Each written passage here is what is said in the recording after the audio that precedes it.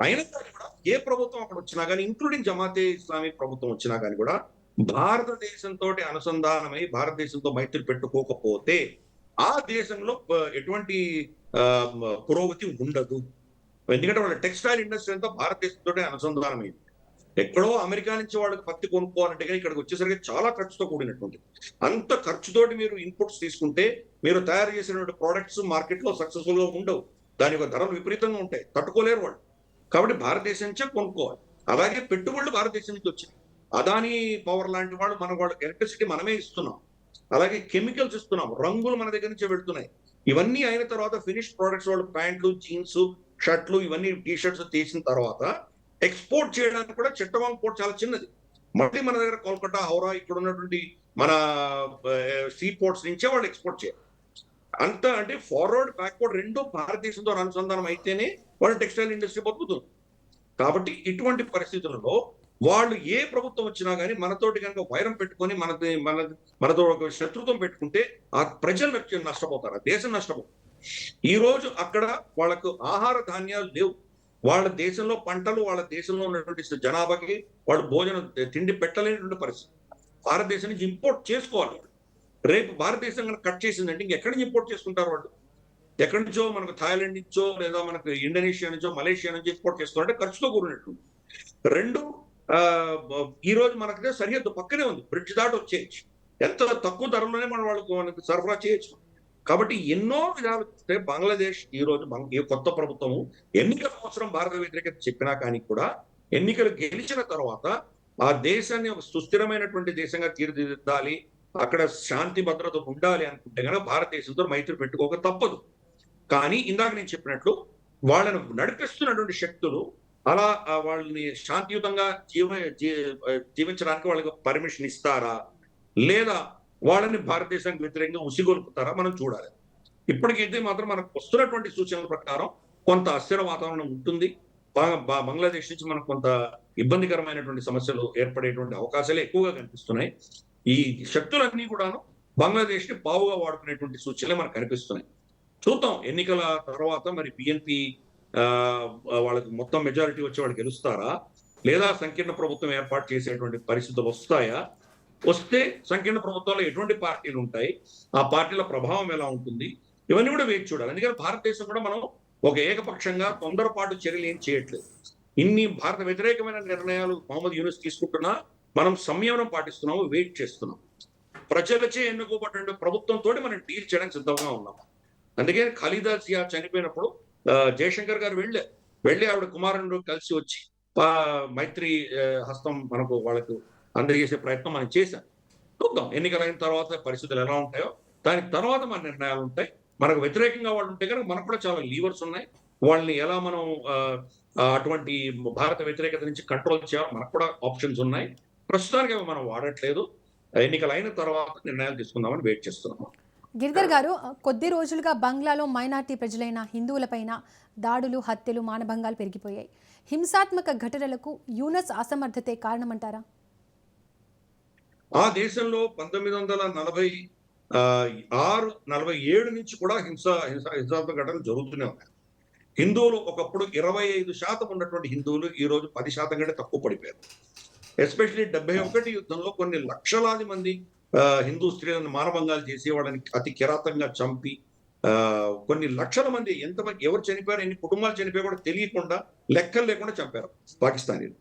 దాని తర్వాత కూడా మన దేశంలో ఎటువంటి మత ఘర్షణలు జరిగినా ముందర అక్కడ హిందువుల మీద దాడి చేస్తుంది.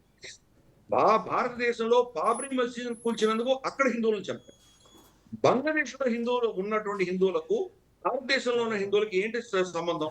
అది వాళ్ళు బంగ్లాదేశీ పౌరులు కదా వాళ్ళు, అయినా వాళ్ళని చంపారు. వాళ్ళు ఆ దేశంలో వాళ్ళ చట్టాల ప్రకారం నడుచుకుంటున్నటువంటి వాళ్ళు అక్కడి పౌరులు అయినా కానీ కూడా వాళ్ళని హిందువులు కాబట్టి చంపారు. ఈ పరంపర జరుగుతూనే ఉంది. ఈవెన్ షేక్ హసీనా ఉన్నప్పుడు కూడా మనం చూసాము, దసరాలు వచ్చినప్పుడు దేవి నవరాత్రులు వచ్చినప్పుడు కూడా చాలా రైట్స్ అయ్యేవి. అమ్మవారి చేతి మీద ఖురాన్ పెట్టడము, మా ఖురాన్ని అవమానించారని చెప్పి వాళ్ళని చంపడం, ఇటువంటి చాలా జరిగింది. అలాగే మహిళలను ఎత్తుకుపోవడము, ల్యాండ్ జిహాద్, ఆలయ భూములను కబ్జా చేసుకోవడము చాలా కాలంగా నడుస్తుంది. అందుకనే వాళ్ళ హిందువుల యొక్క సంఖ్య తగ్గిపోతూ వచ్చింది. షేక్ హసీనా ఓడిపోయిన తర్వాత వాళ్ళని ఆపేవాళ్ళు. షేక్ హసీనా ఈ అసాంఘిక శక్తులు ఏవైతే ఉన్నాయో, ఇస్లామిక్ జిహాదీ భావం ఉన్నటువంటి వ్యక్తులందరినీ అరెస్ట్ చేసి పెట్టింది ఆవిడ. వాళ్ళనందరినీ కూడా మొహమ్మద్ యూనస్ జైలు నుంచి విడుదల చేసింది. బయటకు వచ్చిన తర్వాత వాళ్ళు ఏం చేస్తారు? ఆబ్వియస్లీ ఇదే చేస్తారు కదా.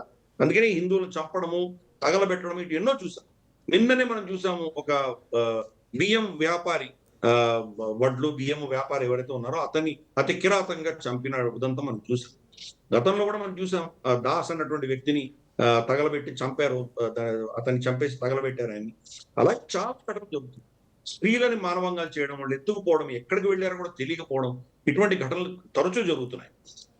ఇవన్నీ కూడా ఏంటంటే మొహమ్మద్ యూనిస్ ప్రభుత్వం దాన్ని ఏమి కాదు, లా అండ్ ఆర్డర్ ఇష్యూ అంతే అని ఒక కారణం ఇస్తారు.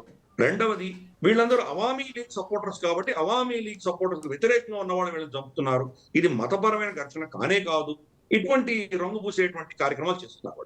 మరి ఇస్కాన్ అధినేత స్వామీజీని ఈ రోజు దాకా 2 సంవత్సరాలు జైలు ఎందుకు పెట్టారు? ఒక చిన్న కారణం, ఆయనకు సంబంధమే లేదు. వాళ్ళ ఇస్కాన్ జెండా బంగ్లాదేశ్ జెండా కంటే ఎత్తులో ఉందట. ర్యాలీలో వెళ్తుంటే అది ఎత్తులో ఉంది. కింద నుంచి ఫోటో తీశారు ఎవరో, అది చాలా ఎత్తులో ఉంది. బంగ్లాదేశ్ జెండాని మీరు అవమానించారు అని చెప్పి జైల్లో పెట్టారు. అంటే ఏదో ఫైన్ వేసి వదిలేసి ఉండొచ్చు కదా, జైల్లో పెట్టారు 2 సంవత్సరాలు. మరి మతపరమైనటువంటి నిర్ణయాలు కాకపోతే ఇవేంటి ఇవన్నీ కూడా? కాబట్టి ఇవి ఇంత మత ఘర్షణలు జరుగుతున్నా, హిందువుల పట్ల ఇంత జరుగుతున్నా కానీ కూడా అతన్ని తీసుకొచ్చి పెట్టినటువంటి శక్తులు ఎవరు కూడా మాట్లాడలేదు. అమెరికా కానీ, యూరోపియన్ యూనియన్ కానీ, చైనా కానీ వీళ్ళెవరు మాట్లాడట్లేదు. అదే ఒక క్రిస్టియన్ జరిగితే కానీ వాడు తప్పకుండా స్పందించుండే. జరుగుతుంది కాబట్టి భారత్ సాయంతోనే 1971లో స్వతంత్ర దేశంగా ఏర్పడిన బంగ్లాదేశ్ మనపైనే యుద్ధం ప్రకటించడంలో రాజనీతి ఎక్కడ చెడినట్లు? రాజనీతి ఏం లేదమ్మా, జిహాదీ మనస్తత్వం వాళ్ళకి ఎప్పుడో నరనరాలుగా జీర్ణించుకునే ఉంది. షేక్ హసీనా ఉన్నప్పుడు మాత్రమే ఆవిడకి తెలుసు ఇంత పెద్ద సరిహద్దు ఉన్నటువంటి దేశంలో ఉన్నటువంటి నైబర్ ని, మన పొరుగు దేశాన్ని మనం విస్మరించలేము అని ఆవిడకి తెలుసు కాబట్టి కొంత మెయింటైన్ చేసింది. కానీ మిగతా వాళ్ళందరూ కూడా ఇటువంటి భావజాలంతో నడిచింది. ఖలీదా జియాకి ఆవిడ వ్యక్తిగతంగా ఆవిడ ఏమనుకుందంటే తన భర్తను భారతదేశం యొక్క రానే చంపించింది అని ఆవిడ అనుకుంది బతుకున్నంత కాలం. అందుకనే భారత వ్యతిరేకత ఆవిడలో. ఈ జమాతే ఇస్లామీ చెప్పాను కదా, వాళ్ళు పాకిస్తాన్ ఒత్తాసు పలికేటువంటి పార్టీ. అది ఈ మత ఛాందసం విపరీతంగా ఉంది. కాబట్టి ఇది మనం అనుకున్న, మనకు కావాలన్నా వద్దనుకున్నా కానీ కూడా ఆ దేశంలో పాకిస్తానీ భావజాలం ఉన్నది. పాకిస్తాన్కి విడిపోయారు కానీ భారతదేశంతో మైత్రి వాళ్ళకి ఇష్టం లేదు. అది ఈ విషయం అర్థం చేసుకోవాలి. బంగాల్ విభజన 1900 మొదటి దశకంలో జరిగినటువంటి అప్పుడే చాలా మత ఘర్షణలు జరిగాయి. తర్వాత వందే మాత్రం ఉద్యమం తీసుకొచ్చి దాని రెండు మళ్ళీ బంగాల్ని కలిపేటువంటి ప్రయత్నం చేశాము. అదే సరిహద్దుల్లో మళ్ళీ బ్రిటిష్ వాళ్ళు వెళ్ళిపోయినప్పుడు పార్టిషన్ చేసి ఈస్ట్ పాకిస్తాన్ చేశారు. ఈస్ట్ పాకిస్తాన్ లో వాళ్ళు 25 సంవత్సరాలు జీవించారు, అంటే పాకిస్తానీలుగా జీవించారు 1971 వరకు. కాబట్టి భావజాలం ఉంది, వాళ్ళ భాషపరమైన విభేదాలు మాత్రమే. మేము ఉర్దూ తీసుకోమే, బెంగాలీ మాకు కావాలి అని వాడు కోరుకున్నారు. అదే కనుక ఈస్ట్ మనకు పాకిస్తానీ పంజాబ్ వీళ్ళ బెంగాలీ భాషను గౌరవించుంటే బహుశా ఈ రోజు ఇప్పుడు కూడా ఇంకా ఈస్ట్ పాకిస్తాన్ గానే ఉండేది, బంగ్లాదేశ్ అయి ఉండేదే కాదు. ఒక భాషపరమైన విభేదాలు తప్ప మతపరమైనటువంటి విభేదాలు లేవు వాడు. కాబట్టి ఈ రోజు చూస్తున్నటువంటి కూడా ఆ మత ఛాందసం వల్ల జరుగుతుంది. షేక్ హసీనా ఉన్నప్పుడు భారత ప్రభుత్వం షేక్ హసీనా ఇద్దరు కలిసి ఆ దేశంలో కొంత ఎకనామిక్ పురోగతి తీసుకొచ్చే ప్రయత్నం చేశాము, వాళ్ళని సమర్థించాము. మనకు తిరుపూరు, కోయంబత్తూరు, ఈరోడ్, సేలం ఇక్కడ మన టెక్స్టైల్ ఇండస్ట్రీ, సూరత్ ఇక్కడ కొంత దెబ్బతిన్నా కానీ కూడా బంగ్లాదేశ్ ముందుకు తీసుకువెళ్లే ప్రయత్నం మనం చేశాము. మనమే వాళ్ళకు పెట్టుబడులు పెట్టాము, వాళ్ళకు కెమికల్స్ అన్ని ఇచ్చాము, పత్తి ఇచ్చాము, ఎలక్ట్రిసిటీ సరఫరా చేశాము. వాళ్ళు తయారు చేసిన ఫైనల్ ముడిసరుకు ఫినిష్డ్ ప్రొడక్ట్స్ అన్ని కూడాను మన ఎయిర్పోర్ట్స్ నుంచి, మన షిప్స్ నుంచి మనమే తీసుకెళ్లి వాళ్ళు అమ్మాము. మనం చాలా సాయం చేశాము. సాయం చేసినందుకు మన దేశంలో ఉన్న చాలా బంగ్లాదేశీలు వెనక్కి కూడా వెళ్ళిపోయారు. ఉద్యోగాలు అక్కడ బాగా ఉన్నాయి. మమతా బెనర్జీ నడిపిస్తున్నటువంటి వెస్ట్ బెంగాల్ ఎంత దారుణమైన పరిస్థితుల్లో చూస్తున్నాం. అక్కడ ఇండస్ట్రియలైజేషన్ అవ్వట్లేదు, ఎవరు పెట్టుబడులు పెట్టట్లేదు, అది దారుణమైన పరిస్థితి. బంగ్లాదేశ్ అంతకంటే బాగుంది, అందుకని ఇక్కడి నుంచి వలస వెళ్ళారు. కేసీఆర్ గారు కూడా ఒక సమయంలో చెప్పారు కదా, భారతదేశం కంటే చాలా అద్భుతంగా బంగ్లాదేశ్ ఉంది అన్నారు. కానీ చాలా తప్పది స్టేట్మెంట్. ఎనీవే, వాళ్ళకి పురోగతికి కారణం మనమే. వాళ్ళకి సహాయం చేసి వాళ్ళకు ఎకానమీని పెంపొందించే దిశగా మనం ప్రయత్నం చేసి, అటువంటి ప్రయత్నాన్ని ఇప్పుడు మొహమ్మద్ యూనుస్ దాన్ని సర్వనాశనం చేస్తున్నాడు. ఎందుకు? వ్యక్తిగతమైన లాభం కోసం. ఏ శక్తులు దాన్ని ప్రస్తావించాయో అతన్ని వాళ్ళ యొక్క లాభాల కోసం చేస్తున్నాడు. బంగ్లాదేశీ ప్రజల కోసం అతను చేయట్లేదు. ఈ విషయం స్పష్టంగా అర్థం చేసుకోవాలి. అతను చేసిన చర్యలన్నీ కూడాను బంగ్లాదేశ్ ప్రజలకు వ్యతిరేకంగా ఉన్నాయి.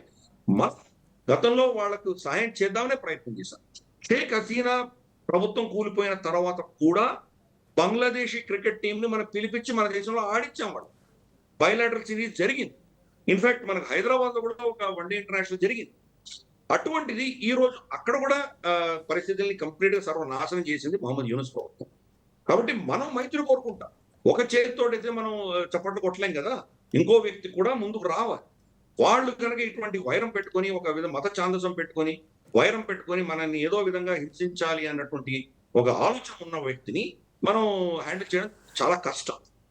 క్రమేపీ వాళ్ళకి బుద్ధి వచ్చి ఆ దేశమే మనకు ఎవరితోటి మైత్రి ఉంటే మన మన శ్రేయస్సు బాగా ఉంటుంది అని వాళ్ళు అనుకుంటారో వాళ్ళకి బుద్ధి వచ్చినప్పుడే ఆ దేశం బాగుపడుతుంది. కానీ అంతకంటే ఏం చేయలేదు. మనం ఆల్రెడీ మాల్డీవ్స్ లో చూసాం. మొహమ్మద్ ముయిజో రాష్ట్రపతి అయినప్పుడు భారత వ్యతిరేకత తీసుకొచ్చి ఇండియా అవుట్ క్యాంపెయిన్ చేసి భారతదేశానికి రాకుండా బీజింగ్ వెళ్ళాడు ఆయన. మోదీ గారు లక్షద్వీప్ కి వెళ్ళి ఆయన ఒక్క ట్రిప్ లో భారత టూరిస్టులు అందరూ మాల్డీవ్స్ నుంచి వెళ్ళిపోయారు. వాళ్ళ ఎకానమీ పడిపోయింది.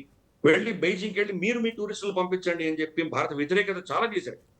మన నేవీ సిబ్బందిని వాళ్ళందరూ వెనక్కి పంపించాడు. ఏమైంది? సంవత్సరం తిరగకుండానే ఆ దేశం అంతా ఎకానమిక్ కొలాప్స్ అయింది. వాడు గతంలో తీసుకున్న అప్పులు తీర్చలేనటువంటి పరిస్థితుల్లో దాసోహం అంటూ ఢిల్లీకి వచ్చాడు. ఢిల్లీకి వస్తే మళ్ళీ వాళ్ళని ఆదుకుంది మనమే. ఆదుకున్న తర్వాత ఇప్పుడు ఆ చైనా పైత్యం అందుకు పోయి భారతదేశంలో మైత్రి పెట్టుకున్నాడు ఆయన. కాబట్టి అదే పరిస్థితి బంగ్లాదేశ్ కూడా వస్తుంది. కానీ మొహమ్మద్ యూనుస్ ప్రజలచే ఎన్నుకోబడలేదు కాబట్టి ఆయనకు ప్రజలతో సంబంధం లేదు. ఆయనను ఎవరు తీసుకొచ్చారో అమెరికా, చైనా, పాకిస్తాన్ వాళ్లకు ఊడిగం చేస్తున్నాడు కాబట్టి ఆయన ఉన్నంత వరకు కూడా అక్కడ ఎటువంటి మార్పు ఉండదని నేను భావిస్తున్నాను.